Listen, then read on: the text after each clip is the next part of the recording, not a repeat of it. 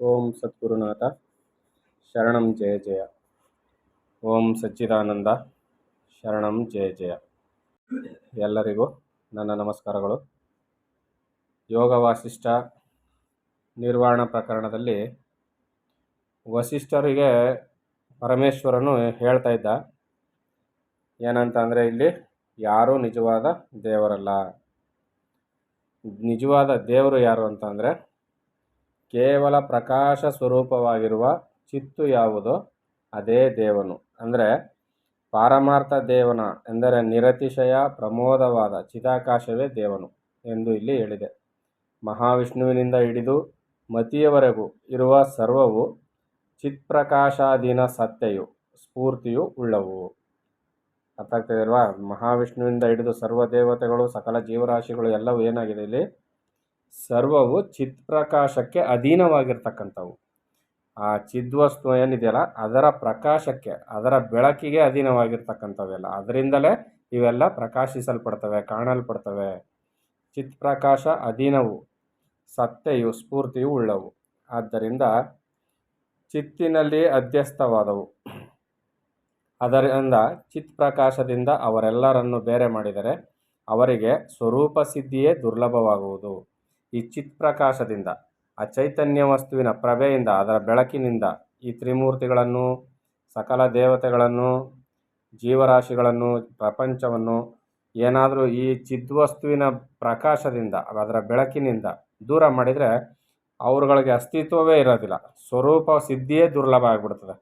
ಆದ್ದರಿಂದ ಈ ಚಿದ್ವಸ್ತುವಿನ ಪ್ರಕಾಶದಿಂದಲೇ ಇವೆಲ್ಲರೂ ಕಾಣಬರ್ತಾ ಇದ್ದಾರೆ. ಅದರಿಂದ ಅವ್ರು ಯಾರೂ ದೇವರಲ್ಲ, ಇಲ್ಲಿ ಚಿದ್ವಸ್ತು ಒಂದೇ ಸತ್ಯವಾದ ದೇವರು ಅಂತ ವಸಿಷ್ಠರು ಹೇಳ್ತಾ ಇದ್ದಾರೆ. ಆದ್ದರಿಂದ ಚಿತ್ತು ಒಂದೇ ದೈವ ಎಂಬುದರಿಂದ ಶ್ರುತಿ ಸ್ಮೃತಿ ಇತ್ಯಾದಿಗಳಿಗೆ ವಿರೋಧವಿಲ್ಲವು.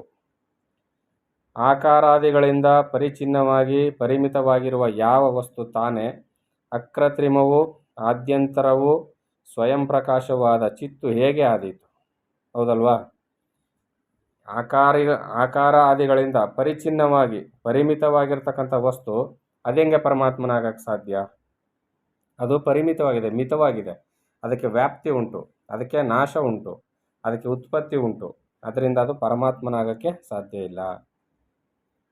ಆದ್ದರಿಂದ ಆ ಚಿತ್ತು ಒಂದೇ ದೇವನು ಎಂದು ತತ್ವಜ್ಞರು ಹೇಳುವರು. ಆದ್ದರಿಂದ ದೇವ ಎಂದೆನಿಸಿಕೊಳ್ಳುವ ಚಿತ್ತನ್ನೇ ಪೂಜೆ ಮಾಡಬೇಕು. ಯಾವ ಈ ಚೈತನ್ಯ ವಸ್ತು ಇದೆಯಲ್ಲ ಅದೇ ನಿಜವಾದ ದೇವರು. ಆ ದೈವವನ್ನೇ, ಆ ಚೈತನ್ಯ ವಸ್ತುವನ್ನೇ ಪೂಜೆ ಮಾಡಬೇಕು. ಇರುವುದೆಲ್ಲ ಅದೊಂದೇ. ಅದರಿಂದಲೇ ಸತ್ತ ಅಸತ್ತ ರೂಪವಾಗಿರುವ ಎಲ್ಲವೂ ಬರುವುದು. ಹಾಗಾದರೆ ಮೂರ್ತಿ ಪೂಜೆಯು ಏಕೆ ಅಂತ ರಾಮ ಪ್ರಶ್ನೆ ಮಾಡ್ತಾನೆ. ಗುರುಗಳೇ, ನೀವು ಹೇಳಿದ್ರಲ್ಲ ಈಗ ಎಲ್ಲವೂ ಆ ಚಿತ್ ಪ್ರಕಾಶದಿಂದಲೇ ಪ್ರಕಾಶಿಸಲ್ಪಡ್ತವೆ ಅಂತ ಹೇಳಿದ್ರಲ್ಲ, ಹಾಗಾದರೆ ಮೂರ್ತಿ ಪೂಜೆಯನ್ನು ಹೇಳಿದ್ರಲ್ಲ, ನೀವೇ ಹೇಳ್ಕೊಟ್ಟಿದ್ದೀರಿ ಮೂರ್ತಿ ಪೂಜೆ ಮಾಡಬೇಕು ಅಂತ.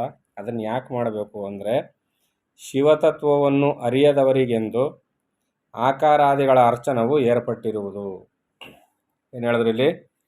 ಆ ಬ್ರಹ್ಮತತ್ವವನ್ನು, ಶಿವತತ್ವವನ್ನು ಅರಿಯದವರಿಗೆ ಈ ಆಕಾರಾದಿಗಳು, ವಿಗ್ರಹಾರಾಧನೆ, ಚಿತ್ರಪಟ ಆರಾಧನೆ, ಇವುಗಳನ್ನೆಲ್ಲ ಯಾರಿಗೋಸ್ಕರ ಹೇಳಿರೋದು? ಶಿವತತ್ವವನ್ನು ಅರಿಯದವರಿಗೆ ಆಕಾರಾದಿಗಳ ಅರ್ಚನವು ಏರ್ಪಟ್ಟಿರುವುದು. 1 ಯೋಜನ ದೂರ ಹೋಗಲಾರದವನಿಗೆ ಕ್ರೋಶ ಮಾತ್ರವೇ ಸಾಕು ಎಂದಂತೆ ಈ ಮೂರ್ತಿ ಪೂಜೆಯು. ಈ 100 ಕಿಲೋಮೀಟ್ರ್ ಹೋಗೋಕ್ಕಾಗದೇ ಇದ್ದವನಿಗೆ 1 ಕಿಲೋಮೀಟ್ರ್ ದೂರಕ್ಕಾದರೂ ಹೋಗಪ್ಪ ಅಂತ ಒಂದು ವ್ಯವಸ್ಥೆಯನ್ನು ಮಾಡಿಕೊಟ್ಟಂತೆ ಈ ಮೂರ್ತಿ ಪೂಜೆಗಳೆಲ್ಲ. ಅವನು 100 ಕಿಲೋಮೀಟ್ರೇ ಹೋಗೋಕ್ಕಾಗೋದಿಲ್ಲ ಅಂಥವನು ನಾವು ಹೋಗ್ಬಿಟ್ಟು ನೀನು 1000 ಕಿಲೋಮೀಟ್ರ್ ಹೋಗೋಂದ್ರೆ ಹೋಗೋಕ್ಕಾಗತ್ತಾ? ಹೋಗೋಕ್ಕಾಗೋದಿಲ್ಲ. ಅದೇ ರೀತಿಯಲ್ಲಿ ಇಲ್ಲಿ ಆ ನಿರಾಕಾರ ಬ್ರಹ್ಮನನ್ನು ಪೂಜೆ ಮಾಡೋಕ್ಕೆ ಅರಿಯಂಥ ಅವನಿಗೆ ಈ ಮೂರ್ತಿ ಪೂಜೆಯನ್ನು, ಚಿತ್ರಪಟದ ಪೂಜೆಯನ್ನು ಹಿರಿಯರು ಅದನ್ನೆಲ್ಲ ಹಾಕಿಕೊಟ್ಟಿದ್ದಾರೆ. ರುದ್ರಾದಿಗಳನ್ನು ಪೂಜೆ ಮಾಡುವುದರಿಂದ ಇಷ್ಟೇ ಎಂದು ಗೊತ್ತಾಗಿರುವ ನಿಯತ ಫಲವು ಲಭಿಸುವುದು.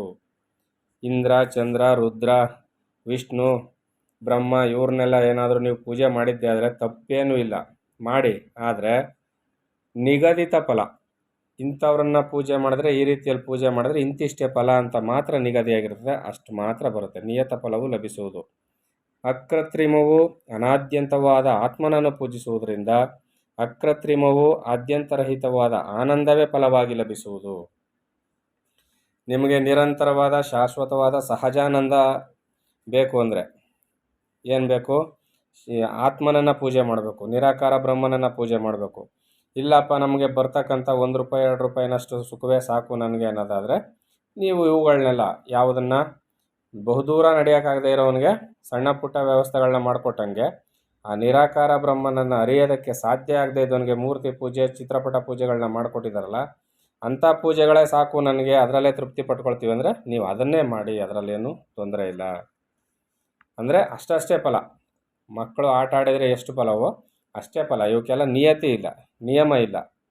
ಅಕೃತ್ರಿಮವಾದ ಆನಂದವೆಂಬ ಅನಾದ್ಯಂತ ಫಲವನ್ನು ಬಿಟ್ಟು ಕೃತ್ರಿಮವಾದ ವಿಷಯಾನಂದವನ್ನು ಕೊಡುವ ಭೋಗ ಸಾಧನ ಲಾಭವೆಂಬ ಫಲಕ್ಕೆ ಬಾಯಿ ಬಿಟ್ಟವನು ಮಂದಾರವನವನ್ನು ಬಿಟ್ಟು ಮುಳ್ಳು ತುಂಬಿದ ಕಾಡಿಗೆ ಹೋದಂತನಹನು.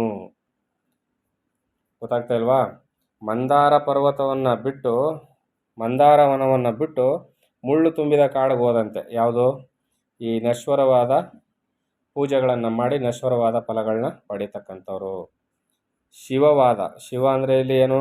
ಮಂಗಳಕರವಾದ ಆ ಚಿತ್ತನ್ನು ಪೂಜೆ ಮಾಡಲು ಬೋಧ, ಸಾಮ್ಯ, ಶಮ ಎಂಬ 3 ಹೂವುಗಳು ಶ್ರೇಷ್ಠವಾದವುಗಳು. ಅಂದರೆ ಅಮಲವಾದ ಚಿತ್ತನ್ನು ಈ ಪುಷ್ಪಗಳಿಂದಲೇ ಪೂಜಿಸಬೇಕು ಎಂದು ಆತ್ಮಪೂಜಾ ವಿಧಾನವನ್ನು ಅರಿತವರು ಹೇಳುವರು. ಸಾಮ್ಯ ಸರ್ವತ್ರ ತನ್ನಂತೆಯೇ ಎಂದು ನಡೆಯುವುದು. ಗೊತ್ತಾಯ್ತಲ್ವಾ? ಶಮ, ಬೋಧ ಮೊದಲಾದ ಪುಷ್ಪಗಳಿಂದ ದೇವನಾದ ಆತ್ಮನನ್ನು ಪೂಜಿಸುವುದೇ ದೇವತಾರ್ಚನವು. ಸಾಕಾರದ ಅರ್ಚನವು ಅರ್ಚನವೇ ಅಲ್ಲ ಹೇಳ್ಬಿಟ್ರು ನೋಡಿ. ಸಾಕಾರ ಪೂಜೆಯೇ ಅಲ್ಲ ಅಂದ್ಬಿಟ್ರು. ತನ್ನಂತೆ ದೇವರನ್ನು ತನ್ನಂತೆ ಪೂಜಿಸಬೇಕು ಅಂತ ಇಲ್ಲಿ ಹೇಳಿದ್ದು. ಅದರಿಂದ ಈ 3 ಥರದ ಪೂಜೆಯನ್ನು ಇಲ್ಲಿ ಹೇಳಿದ್ರು. ಆದರೆ ಮೊದಲಾದ ಪುಷ್ಪಗಳಿಂದ ದೇವನಾದ ಆತ್ಮನನ್ನು ಪೂಜಿಸಿದ ದೇವತಾರ್ಚನವು ಸಾಕಾರದ ಅರ್ಚನವು ಅರ್ಚನವೇ ಅಲ್ಲ ಅಂತ ಇಲ್ಲಿ ಹೇಳಿದ್ರು. ಆತ್ಮ ಸಂವಿತ್ಸ್ಯ ರೂಪವಾದ ದೇವನನ್ನು ಅರ್ಚಿಸುವುದನ್ನು ಬಿಟ್ಟು ಕೃತ್ರಿಮವಾದ ಅಂದರೆ ಸಗುಣ ಮೂರ್ತಿಗಳ ಅರ್ಚನದಲ್ಲಿ ಆಸಕ್ತರಾದವರು ಚಿರಕಾಲ ಕ್ಲೇಶಭಾಜನರಾಗುವರು. ಸಗುಣ ಮೂರ್ತಿ ಉಪಾಸನೆಗಳನ್ನು, ಅರ್ಚನೆಗಳನ್ನು, ದೇವತಾ ಪಟಗಳ ಆರಾಧನೆಯನ್ನು ಏನು ಮಾಡ್ತಾ ಇದೀವಲ್ಲ, ಇವರೆಲ್ಲ ಸಗುಣ ಮೂರ್ತಿಗಳ ಆರಾಧನೆ, ಅರ್ಚನೆ, ಉಪಾಸನೆ ಅಂತ ಹೇಳಲ್ಪಡ್ತದೆ. ಈ ಅರ್ಚನದಲ್ಲಿ ಆಸಕ್ತರಾದವರು ಚಿರಕಾಲ ಕ್ಲೇಶಭಾಜನರಾಗುವರು. ಗೊತ್ತಾಗ್ತಾ ಇದೆಯಲ್ವಾ? ಕ್ಲೇಶಭಾಜನರು ಅಂದರೆ ದುಃಖಕ್ಕೆ ಒಳಗಾಗ್ತಾರೆ ಅಂತ. ಜ್ಞಾತ ಜ್ಞೇಯರಾದವರು ಕೂಡ ಸಗುಣ ಆರಾಧನವನ್ನು ಮಾಡುವವರಲ್ಲ ಎಂದರೆ ಅದು ಬಾಲಕ್ರೀಡೆಯಂತೆ. ಸಾಧುಗಳು ಆತ್ಮಧ್ಯಾನವು ಸಡಿಲವಾಗಿ ಬಹಿರ್ಮುಖರಾದಾಗ ಎಲೈ ಬ್ರಹ್ಮನೇ ಕೃತ್ರಿಮ ದೇವನನ್ನು ಪೂಜಿಸುವರು. ರಾಮ ಕೇಳ್ತಾನೆ, ಜ್ಞಾತೃಜ್ಞೇಯರಾದವರು ಕೂಡ ಅಂದರೆ ಬ್ರಹ್ಮಜ್ಞಾನವನ್ನು ತಿಳಿದಂಥ ಜ್ಞಾನಿಗಳು ಕೂಡ ಪರಮಾತ್ಮ ಈ ಸಗುಣ ಆರಾಧನೆಯನ್ನು ಮಾಡ್ತಾರಲ್ಲ ಅಂತ ವಸಿಷ್ಠರು ಕೇಳ್ತಾರೆ. ಬ್ರಹ್ಮಜ್ಞಾನಿಗಳು ಅನಿಸ್ಕೊಂಡಂಥ ಗುರುಗಳು ಕೂಡ ಈ ಸಗುಣ ಮೂರ್ತಿಯ ಉಪಾಸನೆಯನ್ನು ಮಾಡೋದನ್ನು ನಾನು ನೋಡಿದ್ದೀನಲ್ಲ ಸ್ವಾಮಿ, ಅದು ಸರಿಯಾ ಅದು ಅಂತ. ಅಂದರೆ ಅದು ಬಾಲಕ್ರೀಡೆಯಂತೆ. ಸಾಧುಗಳು ಆತ್ಮಧ್ಯಾನವು ಸಡಿಲವಾಗಿ ಬಹಿರ್ಮುಖರಾದಾಗ, ಈಗ ಸಮಾಧಿ ಸ್ಥಿತಿಯಲ್ಲಿ ಇರ್ತಾರೆ, ಆತ್ಮಜ್ಞಾನ ಸಡಿಲವಾಗಿ ಮನಸ್ಸು ಪ್ರಬಲತೆಯನ್ನು ಸಾಧಿಸಿ ಹೊರಗೆ ಬಂದಾಗ ಇವರು ಬಹಿರ್ಮುಕ್ತರ ಆಗ್ತಾರೆ ಸಮಾಧಿ ಸ್ಥಿತಿಯಿಂದ. ಆಗ ಅವರೇನು ಮಾಡ್ತಾರೆ? ಈ ಕೃತ್ರಿಮ ದೇವನನ್ನು ಅಂದರೆ ಸಾಕಾರ ಪೂಜೆಯನ್ನು, ಸಗುಣ ಆರಾಧನೆಯನ್ನು ಮಾಡ್ತಾರೆ. ಅವಾಗ ಏನು ಮಾಡ್ತಾರೆ? ಆಗ ಶಿಷ್ಯರುಗಳು ಕೂಡ ಅದನ್ನು ಅನುಸರಿಸಿ ನಡೀತಾರೆ. ಆತ್ಮನೇ ದೇವನು, ಆತ್ಮನೇ ಭಗವಂತನು, ಆತ್ಮನೇ ಪರಮಕಾರಣನಾದ ಶಿವನು. ಇಂತಹ ದೇವನನ್ನು ಜ್ಞಾನವೆಂಬ ಪುಷ್ಪದಿಂದ ಎಡೆಬಿಡದೆ ಯಾವಾಗಲೂ ಪೂಜಿಸುತ್ತಿರಬೇಕು. ಆದ್ದರಿಂದ ನೀನು ಚೇತನಾಕಾಶ ಸ್ವರೂಪನಾಗಿರುವ ಆತ್ಮನನ್ನೇ, ಜೀವನೆನ್ನಿಸಿಕೊಳ್ಳುವ ಅವ್ಯಯನನ್ನೇ, ಸ್ವಭಾವವನ್ನೇ ಪೂಜ್ಯನೆಂದು ತಿಳಿ. ಇನ್ನು ಯಾರೂ ಪೂಜ್ಯರೇ ಇಲ್ಲ. ಆತ್ಮಪೂಜನವೇ ನಿಜವಾದ ಪೂಜೆಯು. ದೇಹೋ ದೇವಾಲಯ ಪ್ರೋಕ್ತೋ ಜೀವೋ ದೇವ ಸದಾಶಿವ ತ್ಯಜ್ಯೇದ ಜ್ಞಾನ ನಿರ್ಮಾಲ್ಯ ಸೋಹಂಭಾವೇನ ಪೂಜೆಯೇತ್. ಅಂದರೆ ಇಲ್ಲಿ ಸೋಹಂಭಾವದಿಂದ ಪೂಜೆಯನ್ನು ಮಾಡಬೇಕು. ದೇಹವೇ ದೇವಾಲಯ, ಜೀವನೇ ದೇವನು ಅಥವಾ ಸದಾಶಿವನು. ಆ ಜೀವನೆಂಬ ಸದಾಶಿವನಿಗೆ ಜ್ಞಾನ ನಿರ್ಮಾಲ್ಯವೆಂಬ ಸೋಹಂಭಾವನೆಯಿಂದ ಪೂಜೆಯನ್ನು ಮಾಡಬೇಕು ಅನ್ನೋ ವಿಚಾರವನ್ನು ಇಷ್ಟು ಲೈನಲ್ಲಿ ವಸಿಷ್ಠರಿಗೆ ಸದಾಶಿವನು ಹೇಳ್ದ. ಅದನ್ನು ಯಾವ ರೀತಿಯಲ್ಲಿ ಮಾಡಬೇಕು ಅನ್ನೋದನ್ನು ಮುಂದಿನ ಆಡಿಯೋದಲ್ಲಿ ತಿಳಿಸ್ಕೊಡ್ತೀನಿ. ಎಲ್ಲರಿಗೂ ಒಳ್ಳೆಯದಾಗಲಿ. ಓಂ ಸದ್ಗುರುನಾಥ ಶರಣಂ ಜಯ ಜಯ. ಓಂ ಸಚ್ಚಿದಾನಂದ ಶರಣಂ ಜಯ ಜಯ. ಹರಿ ಓಂ ತತ್ಸತ್. ಹರಿ ಓಂ ತತ್ಸತ್. ಹರಿ ಓಂ ತತ್